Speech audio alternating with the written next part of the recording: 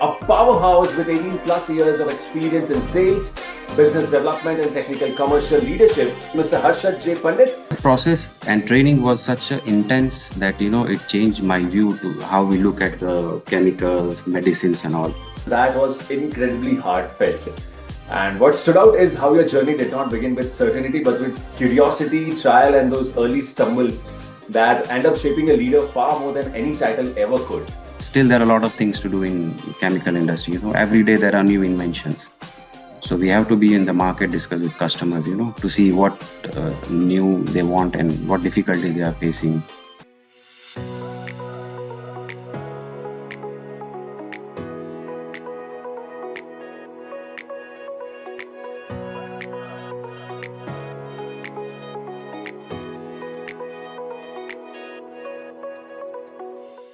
Hey everyone, welcome back to FaceTime with Leaders, powered by Directors Institute, World Council of Directors.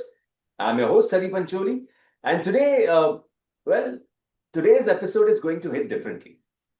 We are going to step into a world most people rarely think about, but one that quietly powers our buildings, our products, our infrastructure, and honestly, a huge part of the global economy, the world of chemicals. Not the classroom kind, but the kind that builds skyscrapers, paints cities, strengthens roads, formulates detergents, and drives innovation across industries. And our guest today is not just part of that world. He is one of the people who has helped shape it across the MENA and GCC region. Ladies and gentlemen, joining us today is Mr. Harshad J. Pandit, a powerhouse with 18 plus years of experience in sales, business development, and technical commercial leadership in the chemical industry.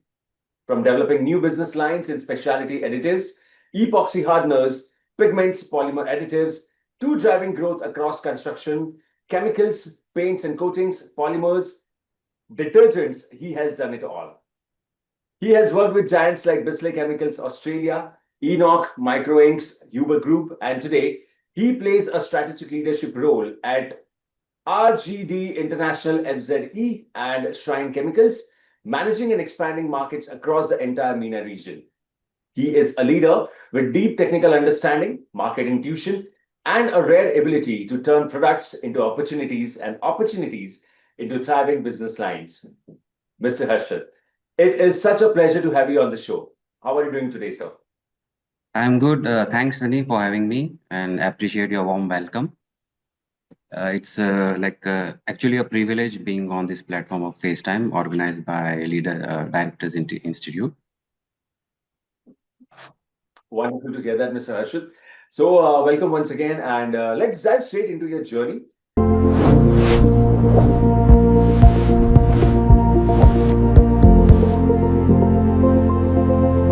Uh, every leader has that one golden thread, the moment when it all began. So, if you could take us back to the very beginning, long before Dubai, long before the MENA markets, when did the spark really start for you? How did this journey into chemical sales and business development begin? Sure, Sunny. I'll take you back to the old days. I come from a chemical hub, a small town called Vapi. Being a chemical hub, it's but obvious, selecting this industry. And mainly it started during my second years of graduation. I have done industrial chemistry. We had opportunity to go for a 1 month training in one of the drug manufacturing company, Unimark Remedies. So that process and training was such a intense that it changed my view to how we look at the chemicals, medicines, and all, right from procurement to the dispatch, production, everything. That was one instance. And secondly, in the third year, I got selected in a campus interview that in one of the dream company, Microinks. During those time, it was number one in India and top 10 in world. So these two things, change and push me towards these industries. Uh, that was the main two moment, And my journey, like early, like 3 4 years being in India, I was immediately after I was Harvard, we were handling the new project in itself. It was like a game changing for ink industry during those time. It was a color matching project for, for the mainly for the retail industry. Uh, so we had a good launch of this project in particular segments. Like if my friends from ink industry can relate this, offsettings, flexoings, and uh, rotogravures. So offsetting this was going good. Then we thought of implementing the same project with liquidings, which was more complicated. What result we were achieving in offset in liquiding, it was not able to achieve that success. So we had a quite uh, 3 4 months of rigorous understanding, going to the production team, that what is the reason that we are achieving in one segment and we are not achieving result in this particular product. Then we went back and see the raw materials. Like then we noticed particular, there are different colors in the industries, and they were using 2 3 raw materials. Then we emphasize them that try to avoid, stick to the minimum raw materials you can, so that was the one thing we changed our market as well as in the liquidings. And I was handling like 2 3 years domestic markets, and once we got succeed in all the segments in this project, then suddenly, I got an email from the CEO that Harshad, now it's time for a global market, so I have to start visiting other countries. So yeah, during those days, I visited Sri Lanka, Thailand, and Indonesia. So from there, I got the spark of also why not, we should go for a global at a global level also, right from the raw materials and all. So this is all about my days before I landed into Dubai. Mr. Harshad, that was incredibly heartfelt. And what stood out is how your journey did not begin with certainty, but with curiosity, trial, and those early stumbles that end up shaping a leader far more than any title ever could. Yeah, challenges always make you perfect, like. Absolutely, absolutely.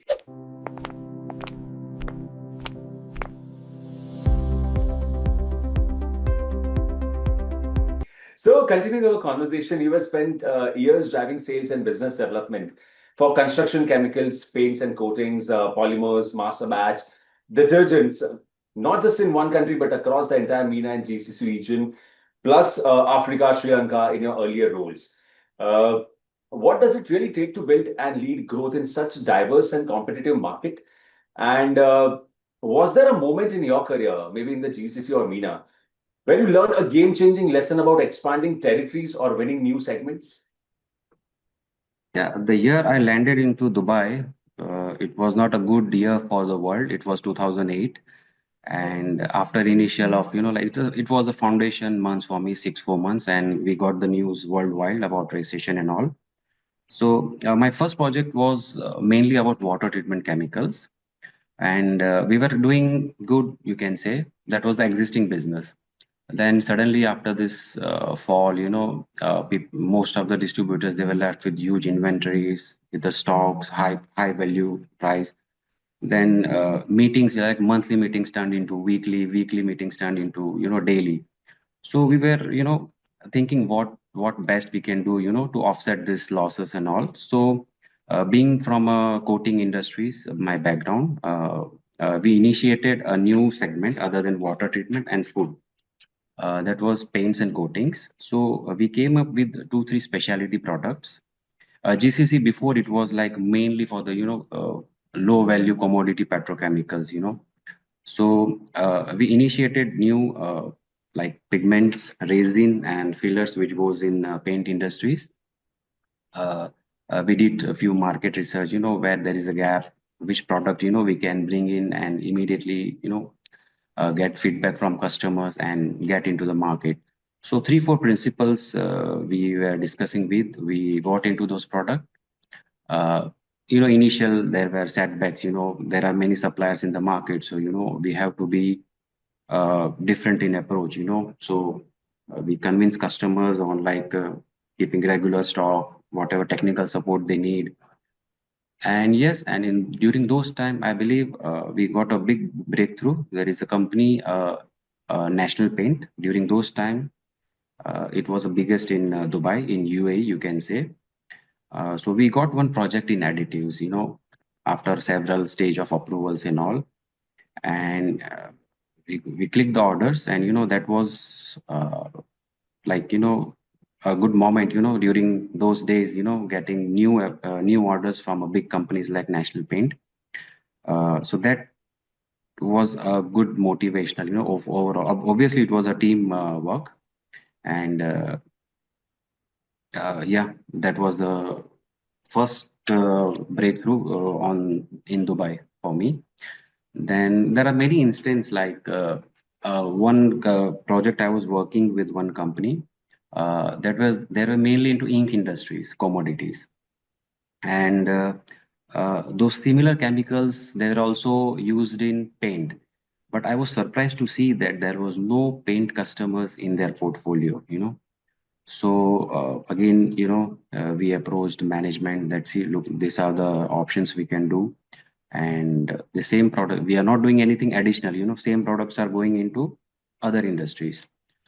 So to our surprise, like when we approached to the market, like big accounts like Jotun, Hempel, even Asian Paints, they have a branch here, and we started getting quarterly orders and all. So again, that was a good option. So I always believe, just sticking to one industry, one product, even one products go to different industries. So we have to keep exploring different ways how we can achieve more, and uh, keep our management in loop, and they appreciate it. And yeah, as I told you, we started with big accounts, with doing nothing new, like just same existing products. We were approaching different industries. So that was one more, achievement which we did. And since then, you know, I got more into, business development kind of thing. Whether it's the same product, different industries, different products in the same industries. So this was how, and specialty, step by step, we got into specialty chemicals, and portfolio got increased. We handled 10 to 15 specialty suppliers. Yeah, in that was of all in my GCC career. About. Mr. Harshad, that was a masterclass in how real growth actually happens. Not in straight lines, but in sharp turns, setbacks, calibrations, recalibrations, and those rare moments where a leader reads the room before anyone else does. Yes, of course. We have to keep be on the ground and discuss with customers, what are their problems, what they are facing. Sometimes they will clearly say, no, we have many suppliers, we are not interested, but we have to keep knocking the door, meet them, discuss their problems. And obviously in chemical field, it works, there are always, there are a lot of, still there are a lot of things to do in chemical industry, every day there are new inventions. So we have to be in the market, discuss with customers, to see what new they want and what difficulties they are facing. Rightly said, Mr. Harshad. And one of the strongest themes in your journey is this: you repeatedly built brand new product lines from zero and turned them into revenue engines. So let me ask this $1 million question that every product or sales leader needs to hear. How do you know when a new product will succeed in a market? And can you take us inside one launch that was particularly challenging but ended up becoming a turning point? Yeah, definitely. It makes, like, when I think back, I can say I feel proud, because wherever I have been, I have done other than what existing was done before in the company. So that always make me happy, and keep me motivated. Obviously, there are a few main points like, market research, data analysis, getting feedback from customers, early approvals. These are the main things. But one thing which kept me going was like, patience. In specialty chemicals, patience is must. We give them samples. It takes 6 months, it takes 1 year, and sometimes even it takes 1 week. So these are the things, we have to like be in the market, check what's going on. Uh, with chemical, also now we are getting inquiries for sustainable products, green products. So we have to discuss with customers like what is their problems, and yeah, that's the thing. Keeps going. And obviously, if we discuss more about exhibitions, going to the exhibitions, what are the new inventions going in the market, that also helps. Okay, incredible. Uh, so let me take this conversation ahead. You have worked with heavyweights like Dow Chemicals, Uber Group, Empel, Jotun, National Paints, and you have led regional factories. For many listeners, that's a dream career milestone. So here's a question straight from what young professionals would want to ask you. What does it really take to manage and grow business with global giants? I mean, is it technical competence? Is it communication, reliability, relationship building?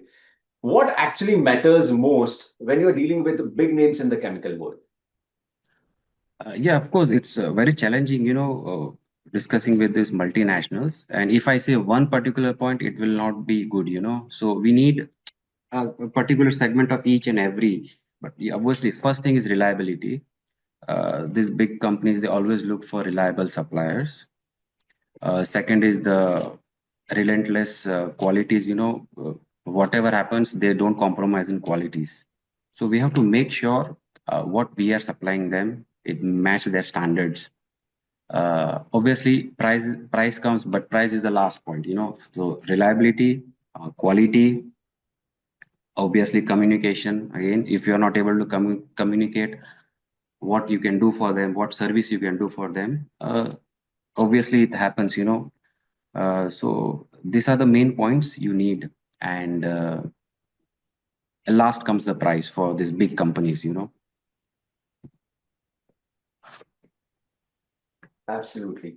So, can we put it this way that the art of managing giant accounts isn't a single skill but a discipline? Technical depth married to operational ruthlessness and humility to fix things fast when you get it wrong. Yeah, yeah. You reminded me about this thing, one about thing being wrong, Sunny. I remember one instant when I was with Bisley company. We were strong into construction industry, and one of the biggest construction industry, we supplied particular product, and they were not able to offload in their site. So my manager, he was traveling, so he called me at around 11:30 night. He just told me, just see what is happening there. So I just went there and looked what was the exact reason. So then finally found out, yeah, we were not able to solve the problem at the site, but later we found out that there was an issue in offloading the vehicle which we sent. It had before supplied some liquid material, and the product was getting more dense. So they were not able to blow out the product. It's a fume silica which requires, so at that moment it was not solved, but the next morning we realized that that was a problem of vehicle. But even though the problem was not solved, customer appreciated our presence during those hours at night, and uh, okay, they were not happy, but obviously at the same time they didn't cancel the project with us. They give us a more chance. So next time onwards, we made sure that we have to go for proper logistic partner as well. So even that also matters. Absolutely, absolutely, Mr. Arshad, and that was powerful. That was actually the behind the scene lessons. Yeah, true, very true. We have to be on ground sometime. See, customer don't ask this kind of support every time. Once in a while they ask, and we have to be there. Absolutely, absolutely. Great. All right, so let's move ahead, Mr. Harshad, and buckle up because it's our rapid fire time. Short questions, instant answers, No thinking, no looping back, just pure instinct. So, are you up for it? Yeah, sure, sure. No problem. Okay. Here's the first question. What's the first thing you do as soon as you wake up? Thank God, and I have my warm glass of water. First of all, I thank God Okay. I'm alive. Coffee or tea? What powers your mornings? Oh, strong ginger tea. Yeah. All right. One food you can never say no to. Being a Gujarati, obviously khichdi. It's a porridge. Yeah. I can imagine. Yes, I'm a Gujarati too, so I love So khichdi. All right. Next question. A movie you have watched way too many times. if I talk about recent, like Zindagi Na Milegi Dobara, more than 100 times. It always motivates. To do something new. Yeah. Great choice. What's your guilty pleasure snack? Chocolate with nuts. All right. If you had a superpower for a day, what would it be? Like Thanos, but unlike him, I want to click and make the world chaos free. Great. Your favorite holiday destination of all time? Switzerland. All right. One hobby that instantly relaxes you? Music, always listening Music. music. Absolutely. Your all-time favorite sports or sports person? Sport is cricket, obviously. Sports person Okay. by default, Sachin Tendulkar. Yeah. Ah, God of cricket. Yeah. Everybody loves.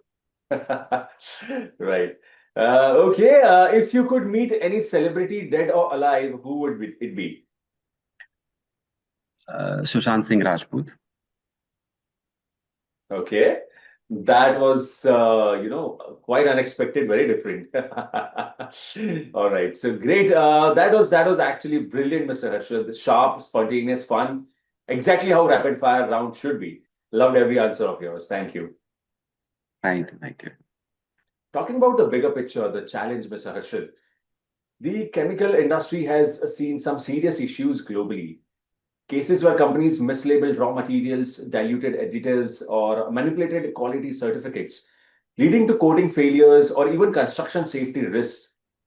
When you look at episodes like these, what's the biggest lesson for leaders? And what have these moments taught you personally about ethics and transparency in your own career?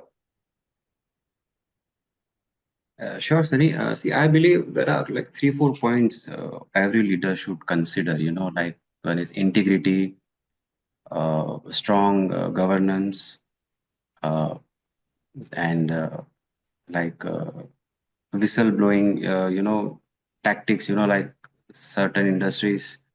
Then the fourth is uh, long-term thinking over short-term gains.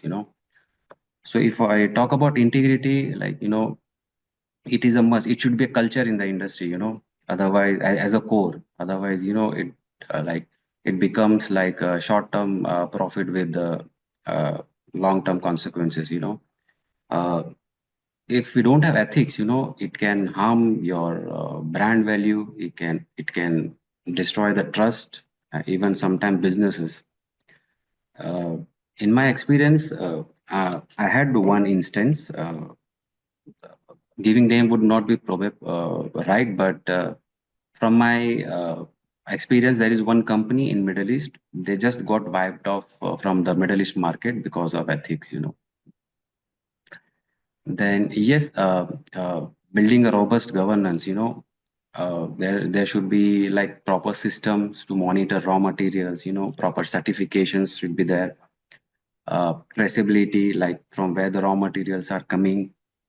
Uh, yeah, and if we talk about like empowering the whistleblowing, like there should be a channel to create. There should be freedom to discuss openly without any retaliation. Like if there are issues in the company, employees should come forward easily and without any hesitation they should discuss problems. And yeah, last is uh, long term thinking, and not just focusing on short term profits. sometime compromising in the quality just to reducing the cost and achieving targets. These are not these things should be taken care, you know.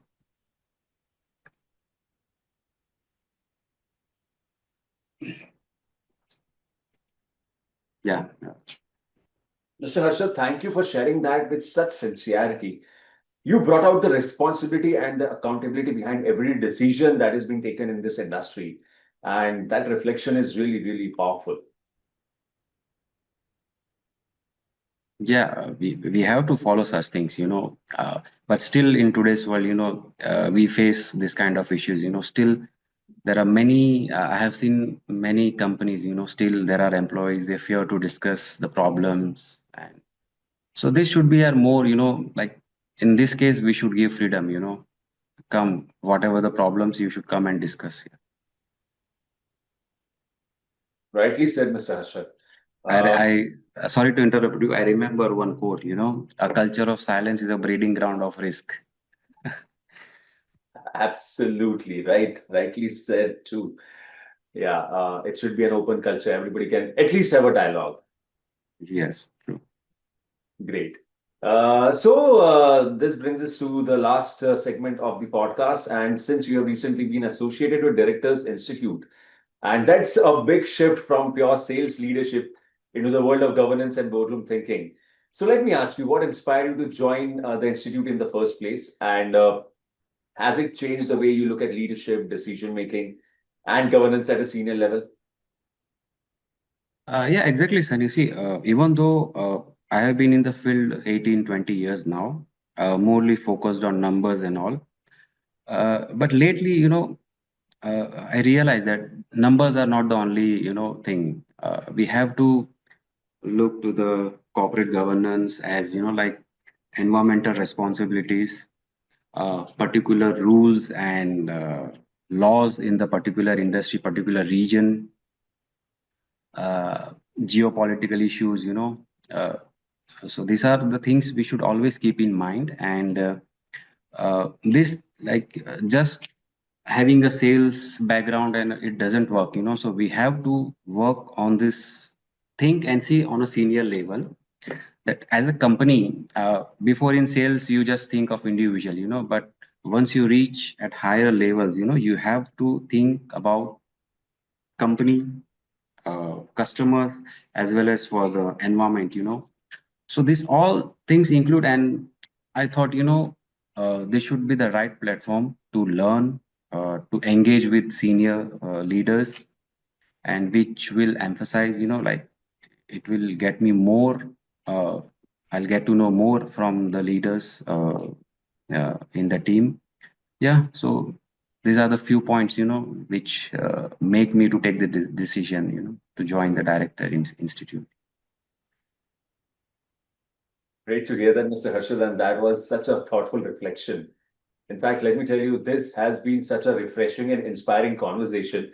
What truly stood out today is how you have taken an industry that most people overlook and showed us the real engine behind it: trust, integrity, persistence, and relationships. Great. And you did not just talk about chemicals, you talked about people, you talked about doing the right thing at the right time. You talked about building trust across continents, and you talked about leadership that lasts longer than any product life cycle. And that's rare, Mr. Harshad. So thank you so much for sharing your insights, your stories, and your wisdom with us today. It's been an absolute pleasure having you here on FaceTime with Leaders, powered by Directors Institute, World Council of Directors. Thank you. Thank you, Sunny. Thank you. It was great. It was great to, you know, have on this. Like I'm grateful to have to me in on this platform and share my views. And yeah, Thank you once again, Mr. Harshad, and to everyone tuning in. Thank you for being with us. I'm your host, Sunny Pancholi, and until next time, stay curious, keep growing, and as I always say, lead with integrity. Thank you so much, and have a nice time. thank you. Bye bye. Take care.